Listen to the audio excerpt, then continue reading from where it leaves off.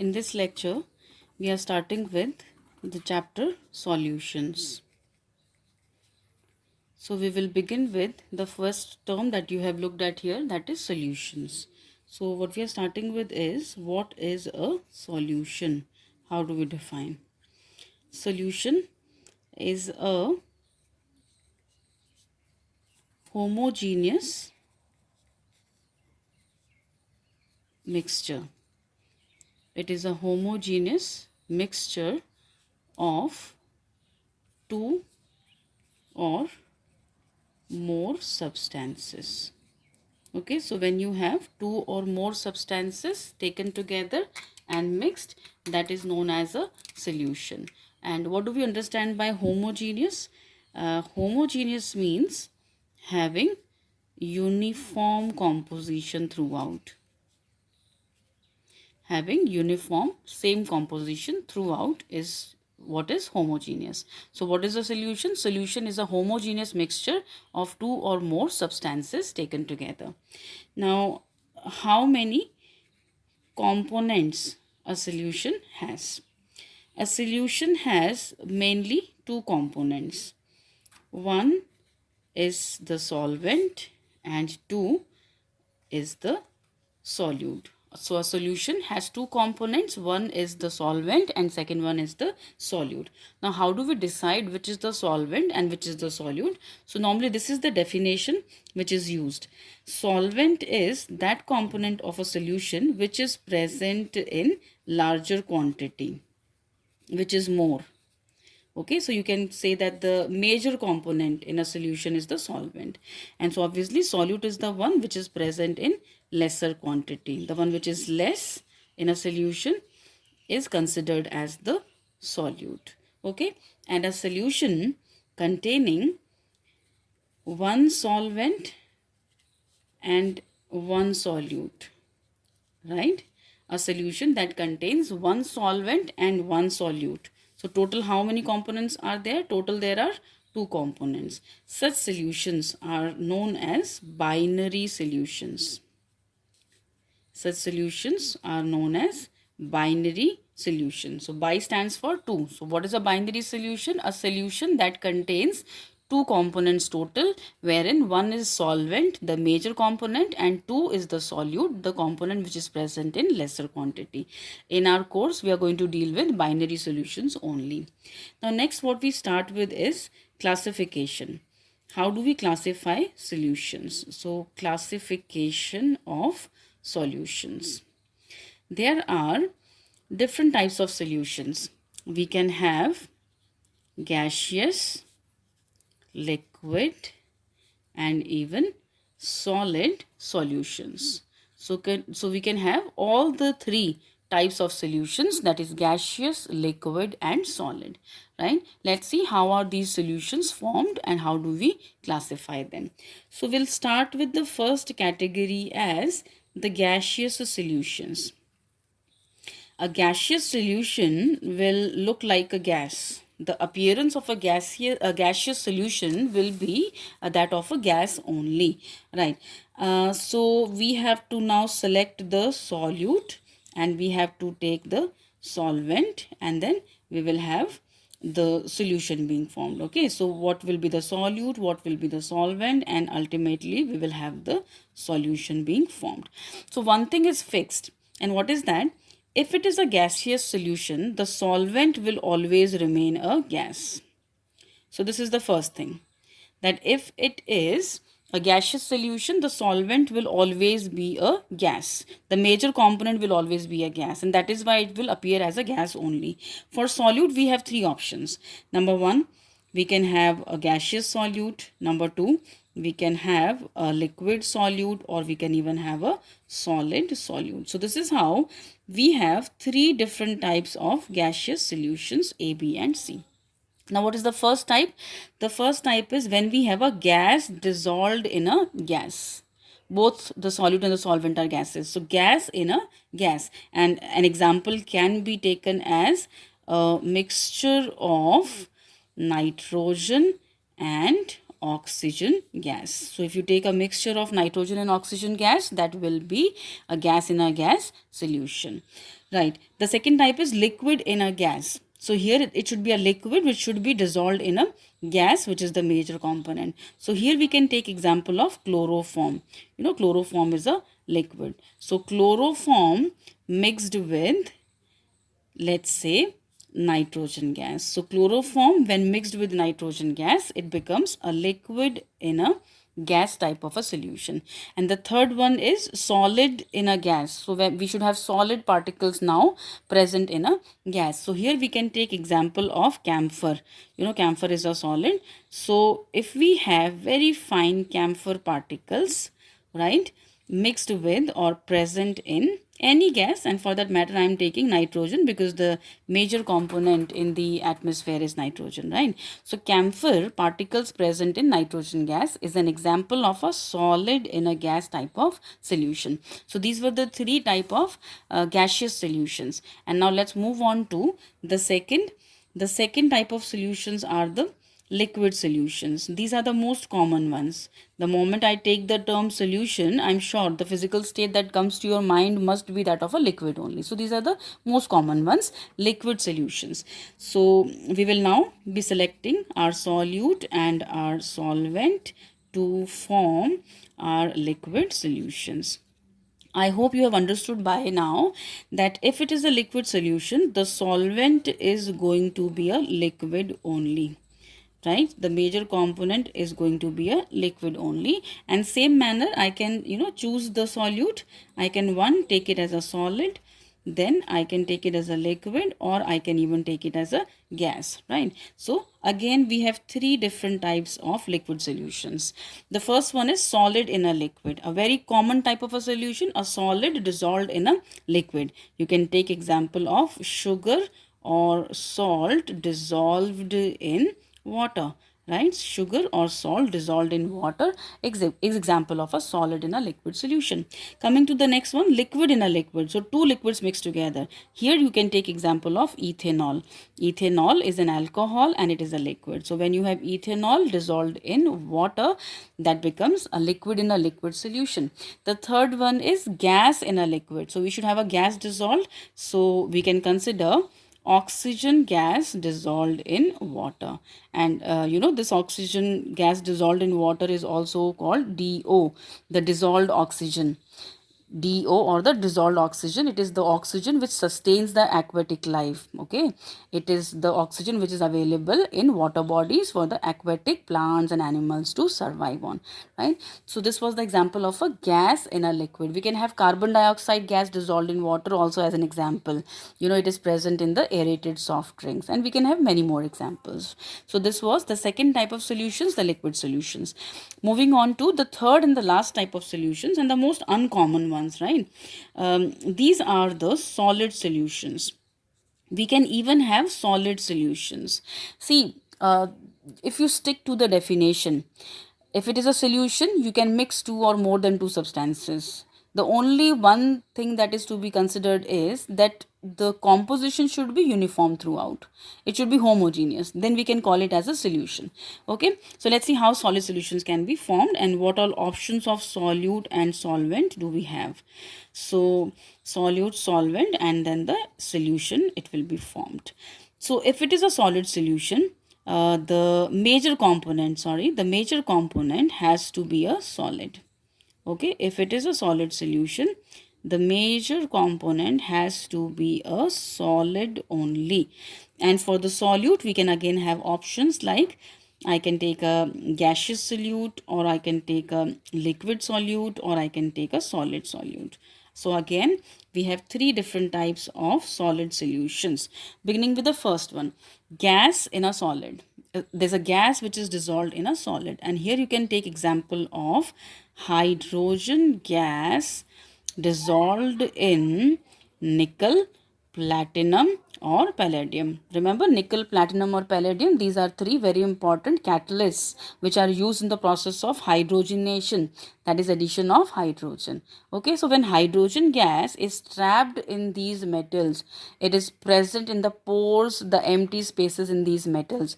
It is called a gas in a solid type of a solution. So hydrogen gas present in nickel, platinum or palladium is an example of a solid solution, gas in a solid solution.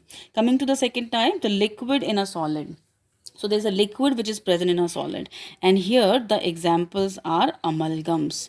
If you remember, amalgams are a type of alloys where one of the metal is always mercury.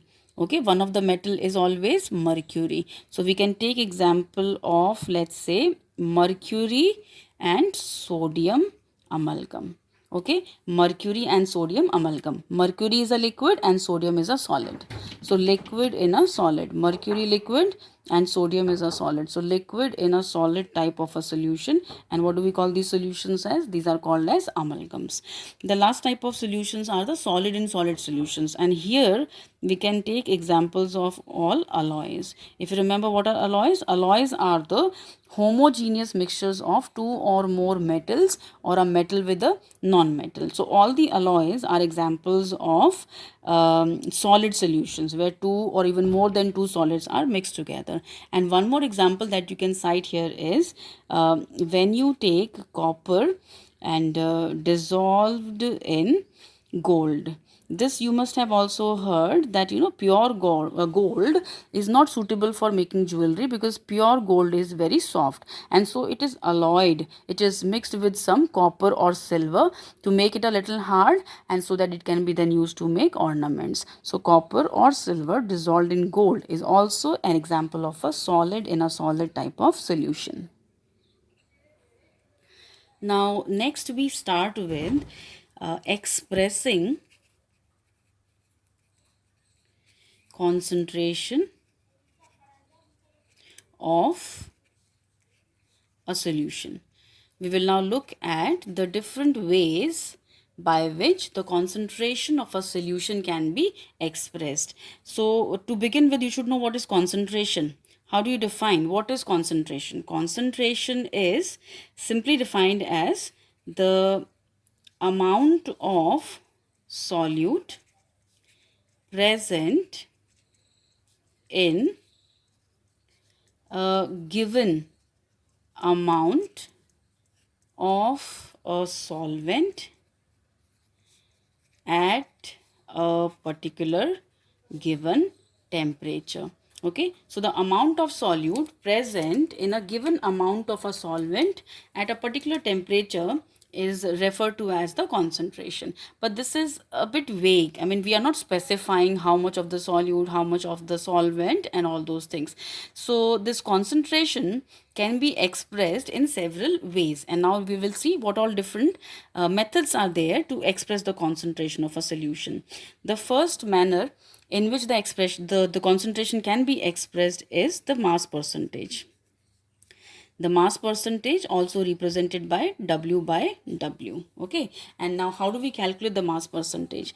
The mass percentage is calculated as the mass of solute divided by the mass of the solution total multiplied by 100. So the mass of solute divided by the mass of solution multiplied by 100 gives you the mass percentage. And it is very important to understand one more thing.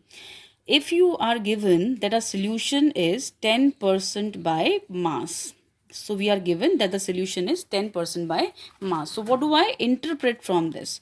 10% by mass means 10 grams of solute is present with 90 grams of solvent, so that we have total 100 grams of the solution. You know that percentage is always total out of 100, right? So if it is 10% by mass, that means 10 grams of the solute is present along with 90 grams of the solvent to give a total 100 grams of the solution, right? Now the second technique is called the volume percentage. the volume percentage, or it is also expressed as V by V. Now what is volume by volume percentage or volume percentage?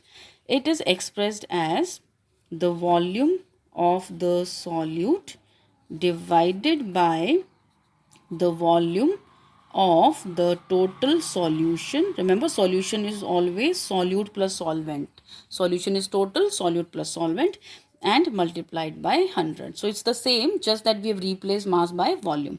So volume of solute upon volume of solution multiplied by 100 gives us the volume percentage. Same manner, let's say if I am given that there is a solution which is 20% by, it's mentioned like this, that the solution is 20% by volume. Okay, it is given that the solution is 20% by volume. So what do we understand? 20% by volume means we have 20 milliliters of the solute along with 80 milliliters of the solvent, so that we have total 100 milliliters of the solution.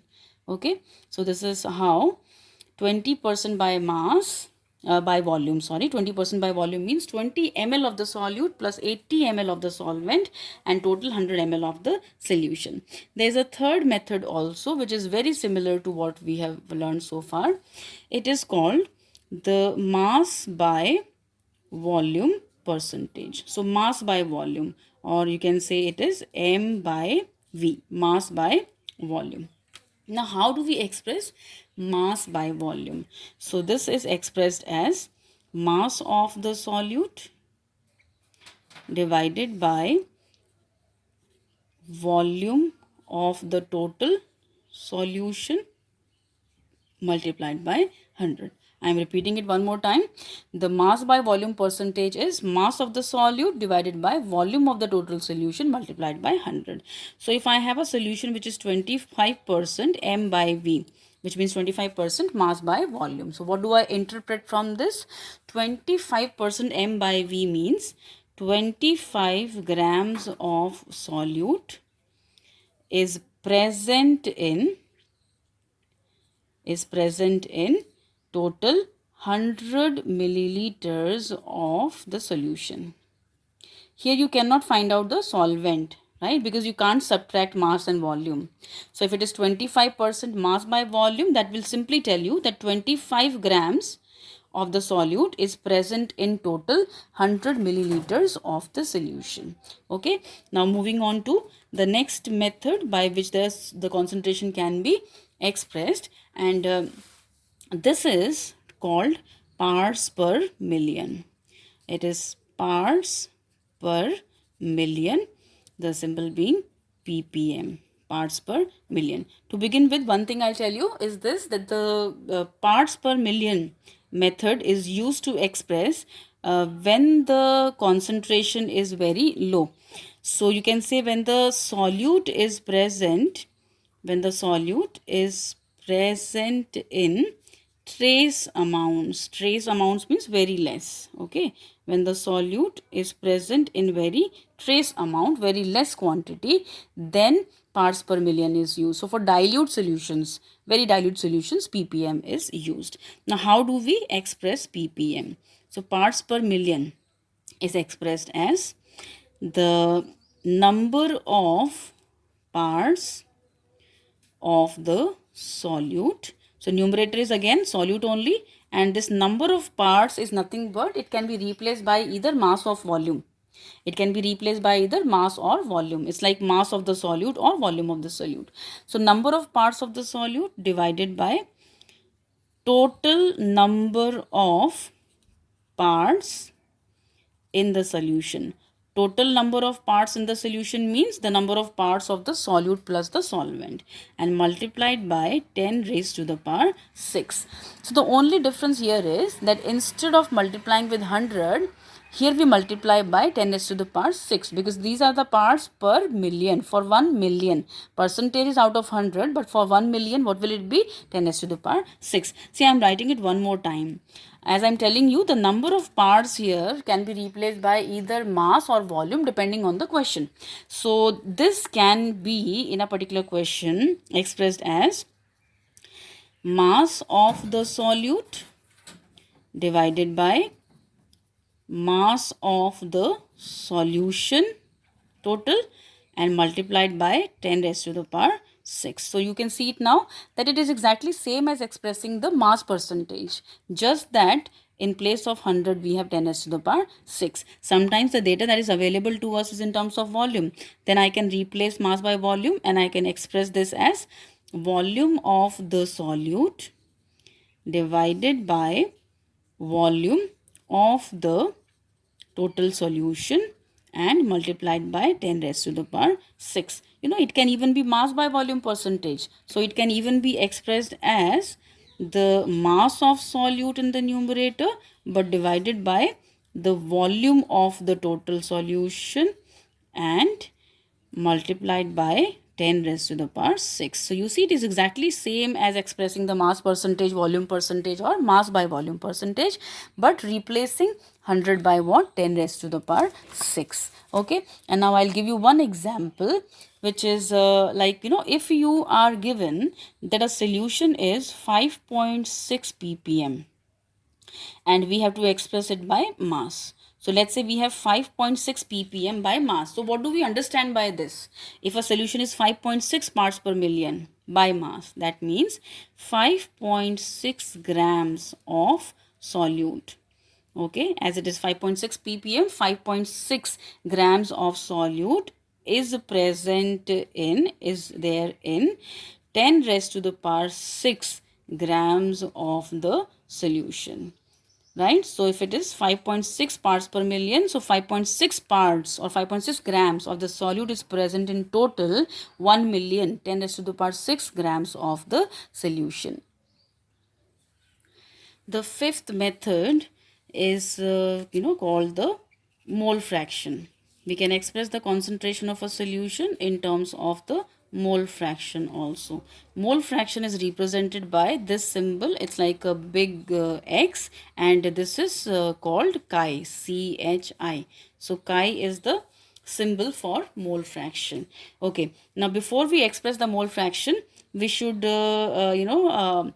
maybe keep it same for now the future classes, that whenever I use the symbol B, B will represent the solute and capital A will represent the solvent. Okay, so from here on B is going to be the solute for us and A is going to be the solvent. So the mole fraction of B. So how do you read this? The mole fraction of solute is expressed as the number of moles of the solute divided by the number of moles of the solute plus the number of moles of the solvent. Remember, B is the solute, A is solvent. Likewise, you can express the mole fraction of the solvent, chi A, as what? Number of moles of the solvent divided by number of moles of the solute plus number of moles of the solvent. So what you see here is that the denominator is always the total number of moles. It is always the total number of moles in the solution, and numerator is the number of moles of the component whose mole fraction you are calculating. So if it's chi A, it is Na. If it is chi B, it is Nb, right? And I'll write one more thing here. Number of moles, Nb. How do you calculate the number of moles? Number of moles are calculated as given mass upon molar mass. So W is the symbol for the given mass of the substance and capital Mb is the symbol for the molar mass of the substance. Likewise, if it is Na, number of moles of A, it is Wa upon Ma. So again, Wa is what? Wa is the given mass and Ma is the molar mass. Okay, so this is how we calculate the mole fractions using the number of moles. What is this Na and Nb? I am writing here Nb is the number of moles of the solute, right? And Na is what? Na is the moles of the solvent, and which is further calculated as given mass upon molar mass. Now it is observed that the sum of the mole fractions of all the components present in a solution is always equal to 1. And this you can check also if you will add chi A and chi B. So NB upon NB plus NA, if you add to NA upon NB plus NA, what you will get is 1. So the sum of the mole fractions of all the components together in a solution is always equal to 1. Okay, now moving on to the sixth and a very important method to express the concentration, this is called as molarity. Molarity is represented by the symbol capital M. And how is molarity defined? Molarity is defined as, it is defined as the number of, or it is the number of moles of the solute dissolved per liter of the solution. So how do we define molarity? Molarity is defined as number of moles of the solute dissolved per liter of the solution. This is how molarity is expressed. Capital M is equals to number of moles of solute and divided by what? Divided by the volume of solution, and this volume has to be in liters only. Now if I write the symbol form, the number of moles of solute can be represented as NB and volume of solution I am taking as V in liters. Then number of moles further can be expressed as, remember, number of moles is given mass upon molar mass. So given mass of the solute divided by molar mass of the solute, and again we have the volume in liters. So this is how molarity can be expressed, number of moles of solute upon volume of the solution in liters. Number of moles, volume. Number of moles further, weight upon or given mass upon the molar mass, and volume in liters. So what are the units? What are the units in which molarity is expressed? It is moles per liter or molar. Molarity is expressed as moles per liter or molar, right? Okay, one more thing you should note down here regarding molarity is that molarity is temperature dependent. Molarity is temperature dependent. Why? Because it depends on volume, and volume indirectly depends on temperature. As we have volume in the denominator, so if there will be changes in temperature, this volume will change. With change in temperature, the volume will change, and when volume will change, certainly molarity will also change. So molarity is temperature dependent. Why? Because it depends on volume, which depends on temperature further. The last method that we have to discuss here is molality. Molality is represented by the symbol small m. And how is it defined? Molality is defined as the number of moles of the solute dissolved per kg of the solvent. It is the number of moles of the solute dissolved per kg of the solvent. So how do we express molality? Molality symbol is small m. It is expressed as number of moles of the solute divided by the mass of solvent. It is the mass of solvent and it has to be taken in kilograms. So if I write the symbol, number of moles of solute is NB and the given mass of the solvent is going to be, so number of moles of the solute NB divided by mass of the solvent. So WA. W represents the mass and A is for the solvent. So mass of the solvent to be taken in kilograms. And number of moles you can further express as given mass of the solute upon molar mass of the solute, and what else you have? Weight of the solvent, which should be taken in kilograms. So this is how molality is expressed as number of moles of the solute and divided by weight of the solvent taken in kilograms. So what should be the units of measuring molality? It should be moles per kg, or it is also taken as molal. So moles per kg or molal are the units to measure molality. Now one very important fact here is that molality is temperature independent. Molality is temperature independent. Why? If you look at the expression of molality, it is weight, molar mass, or weight.